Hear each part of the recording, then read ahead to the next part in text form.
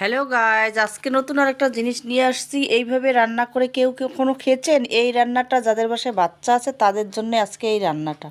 যখন দেখবেন মাছ মাংস কিছুই থাকে না, তখন নিরুপায় হয়ে বসে না থেকে এই টেকনিকটা যদি আপনারা খাটিয়ে নেন, তাহলে দেখবেন বাচ্চাদের সামনে এভাবে রান্না করে দেবেন, বাচ্চারা এক প্লেট ভাত নিমিষেই খাবে। শুধু একটু বুদ্ধি খাটিয়ে এই রান্নাটা করতে হবে। প্রথমে একটু আলু মাঝারি সাইজের আর ডিমগুলো সিদ্ধ করে নেবেন, নিয়ে ডিমগুলো তেলে ভেজে নেবেন। নেওয়ার পর আলুগুলো গোটা গোটা রেখে দিবেন। দেওয়ার পর এখানে রান্না করার সময় যে মশলাটা দিবেন একটু ভালোভাবে কষিয়ে নেবেন। নেওয়ার তারপরে টমেটো দিবেন, টমেটো দিয়ে আর একটু কষিয়ে নেবেন। নিয়ে গোটা আলুগুলো দিয়ে দিবেন। মনে করবেন যে আলুর দম রান্না করছেন, এরকম সিস্টেমে রান্নাটা।